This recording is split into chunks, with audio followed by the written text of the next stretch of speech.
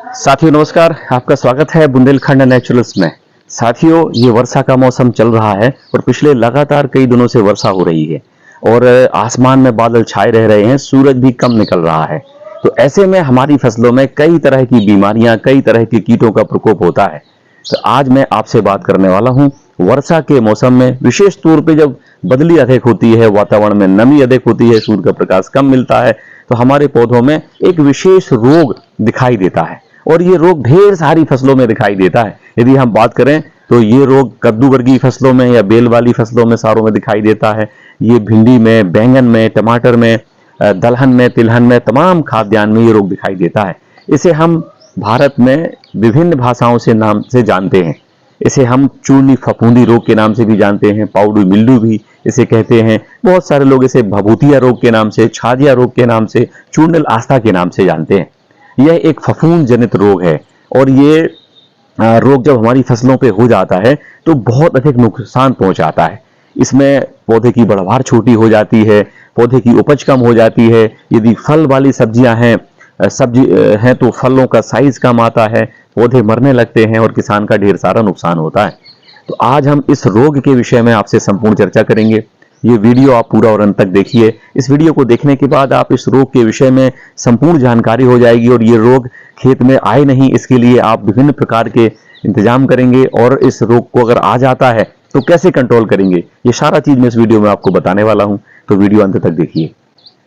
सबसे पहले हमें इस रोग के विषय में कारण जानना आवश्यक है, इसके लक्षण जानना आवश्यक है। इसको पहचान कैसे करेंगे, इसका उपचार कैसे करेंगे, तो मैं आपसे सबसे पहले इसकी बात करूंगा, इसके रोग के लक्षण या पहचान की।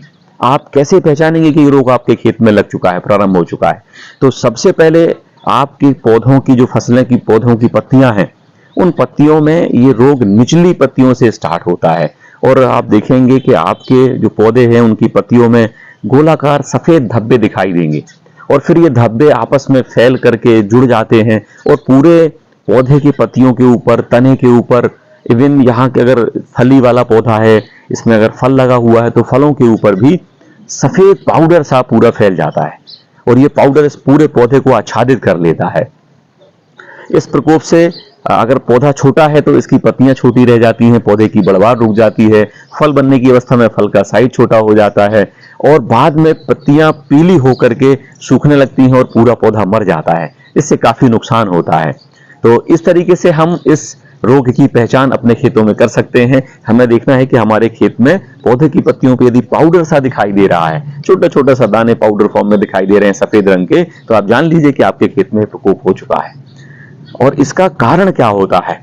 इस रोग का जो मुख्य कारण होता है वो कारण एक तरह की फफूंद होती है। ये एक फफूंद जनित रोग है और ये रोग जनरली दो तरह से आता है। पहला तो ये भूमि जनित रोग भी है, दूसरा और ये वायु संचार के माध्यम से अधिक फैलता है।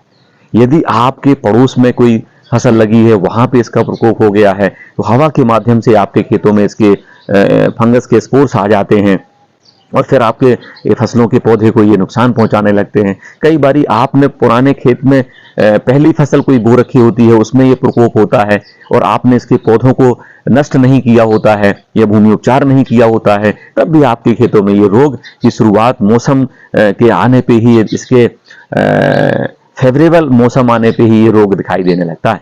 हम बात करेंगे कि इस रोग का जो फेवरेबल या मौसम है जिस रोग में ये अधिक प्रकोप करता है, वो कैसा मौसम होता है। तो विशेष तौर पे जब वातावरण में नमी की अधिक मात्रा होती है और वर्षा के मौसमों में भी रोग दिखाई देता है, ठंड में जब कोहरा पड़ता है तब भी ये रोग दिखाई पड़ता है। तो जब वातावरण में नमी की मात्रा अधिक हो, टेम्परेचर थोड़ा कम हो, आसमान में लंबे दिनों तक जब बादल छाए रहते हैं, तब इस रोग का प्रकोप अधिक दिखाई देता है।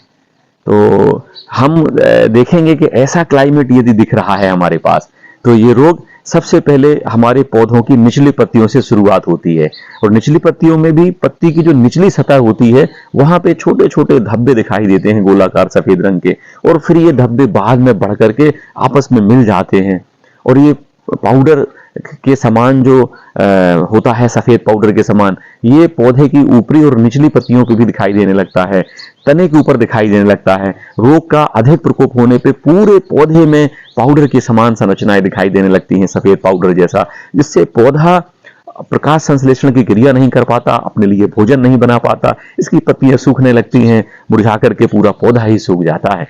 तो इस तरीके से यदि आपके खेत में होता है तो आप जानेंगे कि आपके खेत में ये बीमारी का आगमन तेजी से हो चुका है।